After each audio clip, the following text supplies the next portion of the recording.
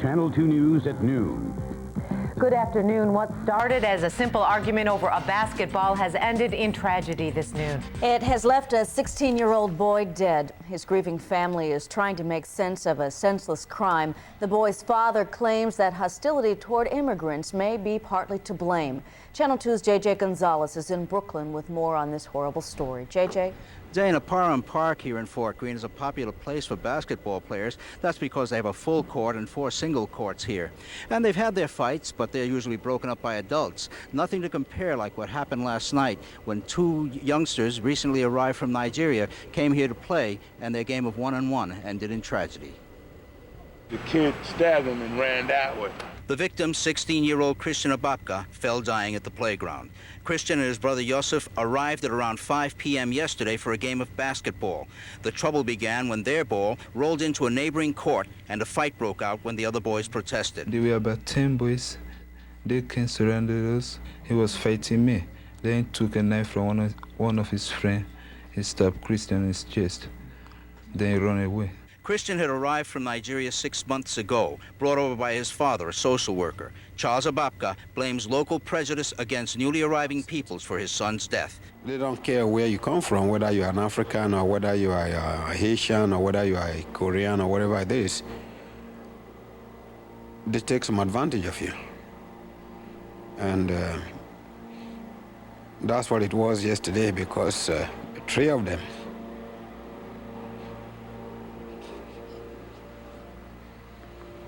Sometimes you get some,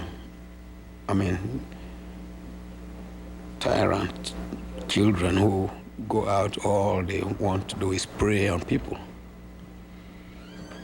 It's not fair. Like many immigrants, Mr. Abapka had arrived here and worked as a social worker to bring his wife over. She came over, she worked as a nurse, both of them worked to bring their sons over, and now tragedy has befallen them. The police are still looking for the one boy who did the stabbing. Back to base. Thanks, JJ. A ruling is expected later today on whether a confession an accused serial killer gave to a reporter can be used at the murder trial.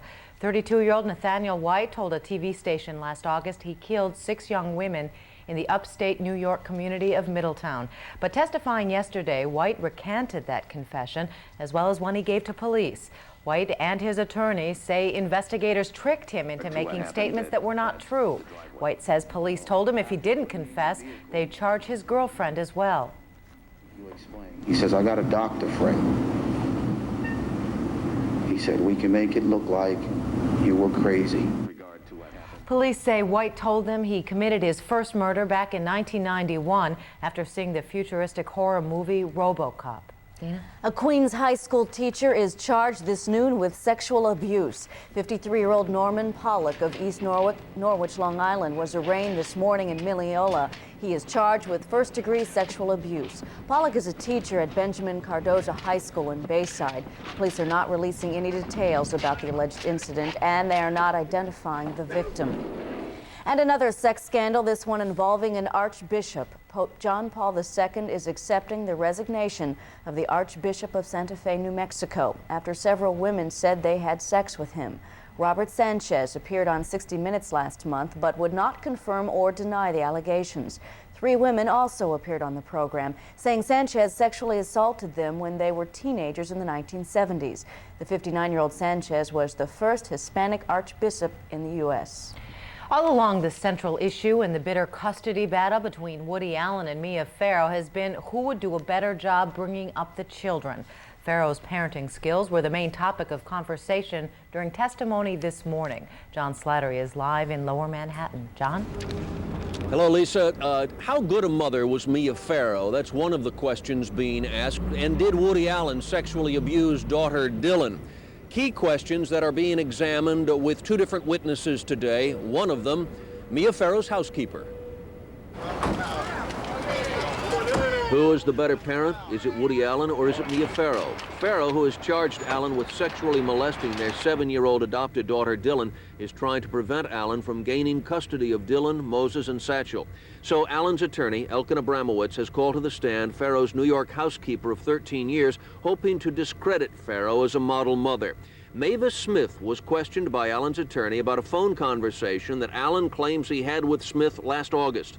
Abramowitz, did you tell Mr. Allen the kids were angry with their mother because hired help brought them up? I don't know where Mr. Allen got this because it's not from me. Did you tell Mr. Allen Miss Farrow has temper tantrums and it's not just in connection with Mr. Allen? I never mentioned anything like that. I never saw Mr. Allen in person. Did you tell Mr. Allen you had to pull Miss Farrow off of Suni? No, Suni was sitting on the floor. Miss Farrow was sitting on the floor. I had to take her out. Did you ever tell Mr. Allen you saw Miss Farrow hit Suni? No. Now, another witness who is on the stand right now, another witness for Woody Allen, is a former detective who investigated sex crimes. He says that he saw the videotape that was recorded by Mia Farrow interviewing daughter Dylan. The former detective, Richard Marcus, says, quote, he concluded that the child lacked credibility and the questions by Mia Farrow were, in his words, leading. We'll have more of him on the Channel 2 News at 5. That's it from downtown. John, how many more days is this going to go on? Any feel for that? Yeah, it looks like it's going to be about another week and a half or so before this trial wraps up. Okay, thank you, John Slattery. The governor of Florida is asking for federal help this noon before a recent rash of tourist murders takes a bite into Florida's lucrative vacation industry. 7 foreign tourists have been killed since December. The last fatal attack was Friday. A German woman was killed when she got lost after leaving Miami's airport. Governor Lawton Chiles is proposing changing the telltale license plates of rental cars so tourists would be harder to spot. Attacks of a different kind were on the agenda this morning as Egyptian President Hosni Mubarak met with President Clinton in Washington. This is the first face-to-face meeting between the two leaders.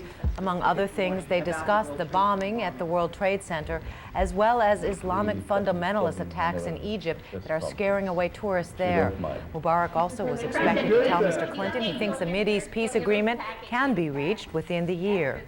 Still ahead at noon, a fast-spreading fire forces several families from their homes. Flames race through a row of buildings before firefighters can get the blaze under control. Also, our New York City firefighters staging a sick-out. And what does that mean for our safety? Next. If you wear dentures, you know what you've been missing. But at 1-800-DENTIST, we want you to know that there is an alternative: dental implants. With dental implants, you'll be able to talk, laugh, and eat whatever you want with complete confidence, because dental implants are as strong and solid as natural teeth. To find a dentist in your area qualified to do dental implants, call 1-800-DENTIST today and start enjoying what you've been missing. We won! I knew it! Who's we, and what did we win? Healthy Favorites Bologna. We won Healthy Favorites Bologna? No, Shelley, Healthy Favorites Bologna beat Healthy Choice in a national taste test. Well, it is 97% fat-free. Well, it won the taste test because it tastes better. Besides, it's from Oscar Mayer. So it's not surprising it was the favorite. It's not surprising we're the spokespeople either. Great taste, very little fat. Healthy Favorites from Oscar Mayer, the taste test winner. If you think you know the rules of the road, think again. It's a whole new highway since you first learned to drive. There's a 76 coming after us. You're driving at 50 miles an hour when the car in front of you slams to a halt. What would you do? Hit that brake, go right back to the gas. Don't hesitate. Channel 2 News presents 5 easy steps that could save your life. This is something I wish they would teach in driver's education. Frank and Storm Field show you how to arrive alive. All this week at 5 on Channel 2 News. Hi, this is Larry King. Yeah, the Larry King. From the nighttime, you know, the radio, the television. But guess what? The radio show is now on during the day. No fooling. The Larry King Show is on every day right here. 93 AM WPAT. Weekdays 3 to 6. We meet great guests, interesting interviews, open phones, time checks. It's a daily happening. The Larry King Show. Join us. Larry King, weekdays 3 to 6. 93 AM WPAT.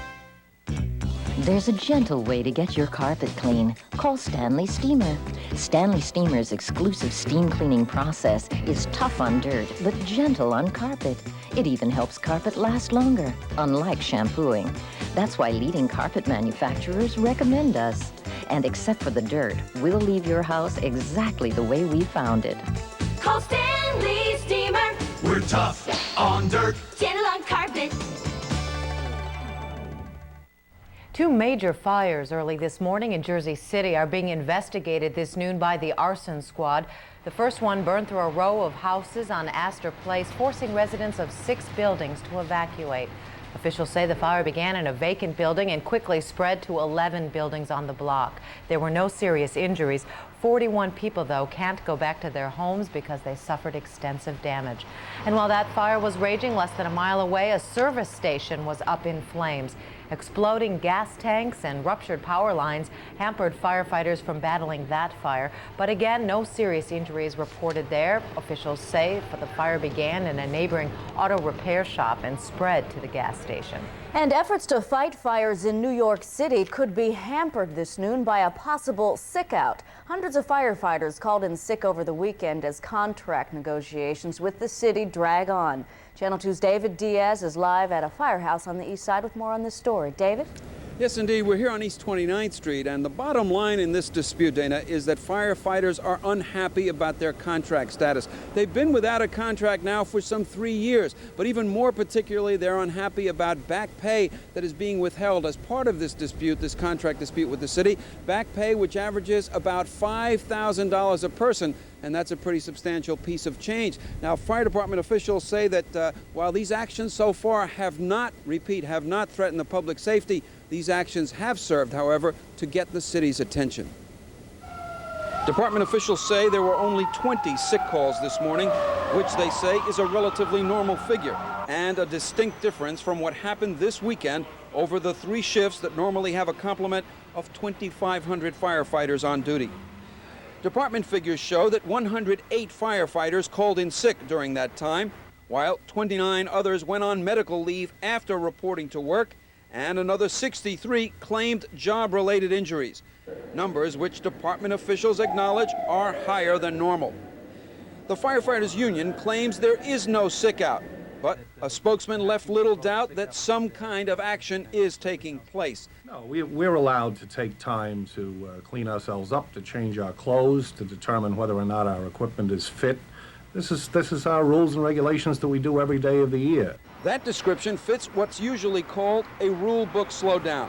But the union insists it is not sanctioning the move, which some sources say is the work of dissidents trying to unseat the union's current leadership headed by retired firefighter James Boyle. Okay, well, to repeat, as of this moment, there is no indication, according to fire department officials, that these actions, to the extent that they have taken place, have in any way jeopardized the public safety or have in any way prevented firefighters from actually putting out fires in a timely fashion. No indication yet as to how the fire flow is going today in terms of the number of fires in the city. We'll have more information on that later on Channel 2 News at 5 and/or 6. But for now, it appears no threat to public safety, and the number of sick-outs has dropped down, evidently, to a much more normal figure. So perhaps it is over for now, but we won't really know that for sure until much later in the day. For now, this is David Diaz live on East 29th Street, and now back to the studio. David, you said that the firefighters have been working without a contract now for 3 years. Why is this coming to a head now?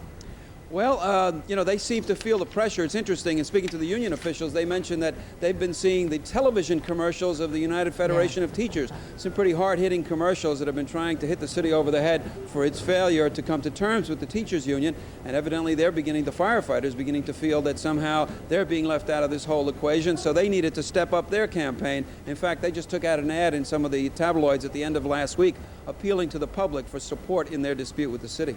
All right, David, thank you. It looks like a bribery scandal is about to break out in Yonkers. A former city planning commissioner was charged with bribery this morning. Michael Calvi is accused of taking $15,000 in exchange for granting a city loan to a contractor. This is the first arrest in a year-long investigation, and Yonkers police expect to arrest more former city officials for similar crimes. It took 5 days longer than it was supposed to, but this afternoon, New York State has a budget. Lawmakers agreed to the $59 billion plan yesterday that postpones a promised income tax cut for a 4th straight year. The plan will have smokers upset. It raises New York's cigarette tax 17 cents to 56 cents a pack, the highest in the nation. But students benefit. New York City schools will get an extra $127 million. $21 billion will be spent to build roads and mass transit. And the budget freezes bus and subway fares at $1.25 through 1994. Lisa? If you're shopping around for a car, the troubleshooter has some good advice for you. And the government moves to give medical help to AIDS-infected Haitian refugees. The story next.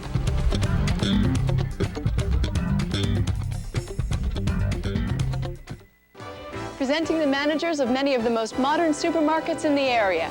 At A&P, the great store just next door. Most of our stores have been remodeled during the past few years, so while they may look about the same outside, inside you'll discover modern stores that are great places to shop. stop by one of the most modern supermarkets around.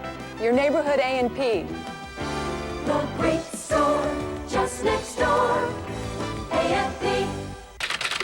Dear Midas, my brakes were making a terrible squeaky noise. I brought my car to your competitor, and without any inspection, he said, "You need new brakes."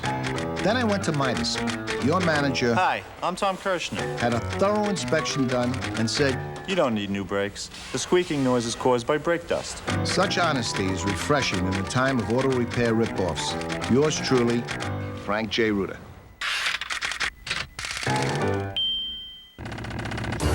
They struck it rich by winning millions in the lottery, but now they're battling over the bucks in divorce court. He says he won't part with any of it because his mother gave him the money for the winning ticket. She says he's already blown millions on cars for strippers, and all she wants is her share. Honey, I want the money. And an X-rated videotape of the principal's wife on the next hard copy. Tonight at 7 on Channel 2.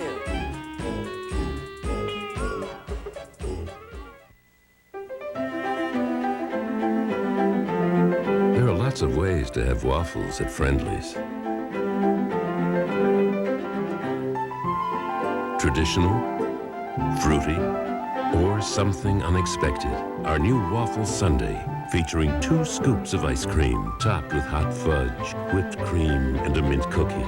It's free with any of our chicken choice sandwiches. How's that for a friendly offer? Topping our noon health watch this Tuesday, the federal government is coming up with a strategy to treat patients infected with both HIV and tuberculosis. The government says about 650,000 HIV-positive people with active TB will take part in this clinical trial. Most of those patients will come from here in New York City, where drug-resistant TB is becoming a major problem. 8 HIV-positive Haitians released from a naval base in Cuba will soon be headed for New York City.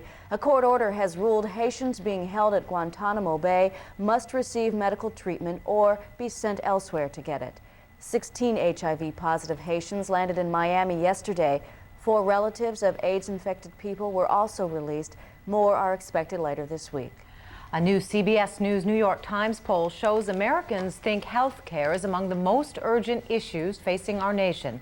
49% said they think health care reform is more important than reducing the deficit. 43% said the deficit is more pressing. And 58% of those surveyed said they'd be willing to pay higher taxes to pay for reforms, compared to 37% who would not. None of us wants to pay more for a car than we have to. Channel 2 troubleshooter Roseanne Coletti is here now with some advice on getting the most out of your mileage dollar. Yeah, it's dollars. We still use dollars. You know, buying or leasing a new or used car can get pretty confusing. And if you're confused, you won't be able to negotiate the best deal for yourself. So before you go into a dealership, you should make a checklist of your needs, your finances, and know your rights. As for your needs, know what size car you want, the style, how you are going to use it, to and from work, for instance, or for fun on the weekends. Know how it functions, whether you want a 4-cylinder or 6, front-wheel drive or 4-wheel drive, manual or automatic transmission. Know what safety features you have in mind, such as airbags or anti-lock brakes, and decide, of course, on those creature comforts too, such as power steering, power windows. Next question, do you lease or do you buy? It's time to buy if you drive more than 15,000 miles a year, if you want to own the vehicle, and if you plan to modify it in some way. Now, if the answer to all of those questions is no, then a lease is for you, especially if you desire lower monthly payments, little or no money down, and you want to drive a new car every few years as the lease expires. It's also a good idea, a very good idea, to know your dealer. Check on his reputation with friends and local consumer groups. Find out how the dealer scored on the latest customer satisfaction index from the manufacturer. And most importantly, know your own legal rights. Know what the warranty covers, what your state's lemon law covers. Remember, the manufacturer's sticker price must appear on a rear window of the vehicle. Remember, too, there must be written notice of any pre-existing condition or damage to the vehicle. You are entitled to delivery, remember this, in 60 days, or you can cancel your contract. And used cars must display the Federal Trade Commission's Used Car Buyer's Guide. Now, that's a lot of information to store way up here in the old noggin, but you can get this pamphlet to help you organize. It's offered by the Greater New York Auto Dealers Association, and it's free of charge. Can't beat that. Thanks a lot, Roseanne. Okay. Well, one other good deal we have outside going for us, the weather. Is it going to stay? Forecast is up next. We'll find out. But it's not good news today for NASA. More mechanical problems, this time for the shuttle Discovery. Next.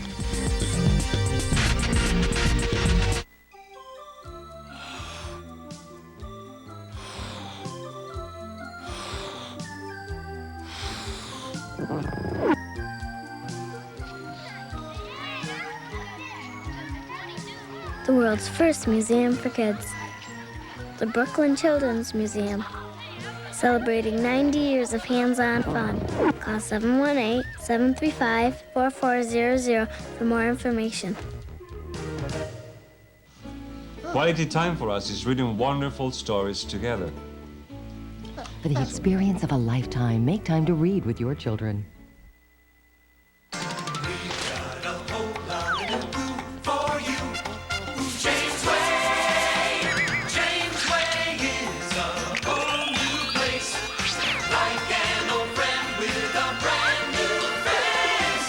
Stores, new looks, more brand names. Come to our chain-wide grand reopening celebration April 9th. We've got a whole lot of new boo for you. James Way Boo. Miss Saigon. Newsweek raves, the show is already a legend. A musical epic, lush in melody, extravagant in emotion, grand in ambition. The New York Times hails it as gripping entertainment. Its brilliant theatricality and inspiring humanism make it a triumphantly vibrant, courageous work of musical theater. From the creators of Les Miserables comes the classic love story of our time, Miss Saigon. Call Telecharge 239-6200. Shame on you conveys a sense of, hey, you did wrong. Are you a crook? You ought to stop it. You should never have done it. Shame on you. They're going to have to try it again to get the Space Shuttle Discovery off the ground. This morning's rare overnight mission was scrubbed with just 11 seconds before launch. Engineers suspect a faulty main engine instrument. This is the second time since the science mission fell short of taking off last month. It was the Space Shuttle Columbia that had a main engine shutdown with just 3 seconds to go before takeoff. NASA says it will not try to launch Discovery before Thursday. We've had more problems with that. Anyway, in case you missed it last week, we want to once again welcome Elaine Lewis with us. Thank you. Thank you. Yes. So nice to be here. Meteorologist with the National Yes. Weather Service. Yes. Yes. And the weather. Right. Now you want to talk about the weather. Well, we really do have some very nice spring weather with us, and it's going to stay around for a little while. It's a little chilly. All you have to do is stay on the sunny side of the street, and it won't feel so bad.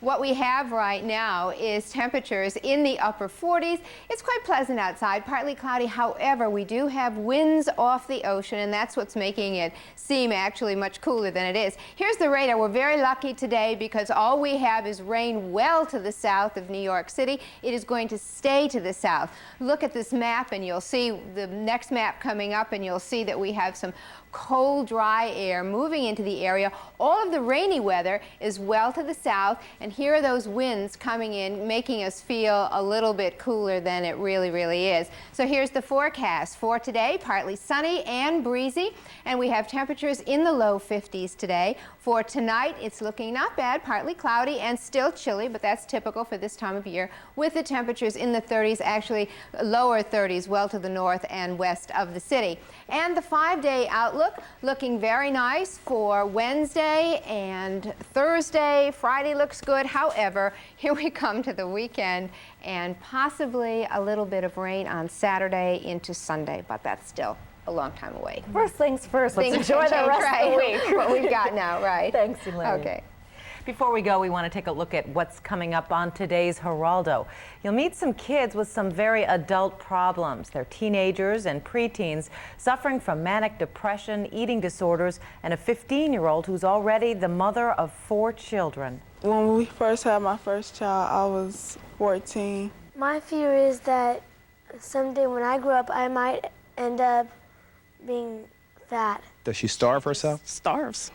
When someone's teased her, she just quits eating. Did you tell her that it could be life-threatening? Oh, yeah. You couldn't say anything to him because he would be furious. He would slam, he would kick, he would hurt the kids. I have an 8-year-old son and an 11-year-old daughter, and he became very verbally abusive with all of us, physically abusive with the other kids. Steroids made him crazy. Yes. You can hear more of these kids' stories on Geraldo at 4 o'clock today, right here on Channel 2. That's Channel 2 News at noon for this Tuesday. I'm Dana Tyler. And I'm Lisa Rudolph. Enjoy your afternoon.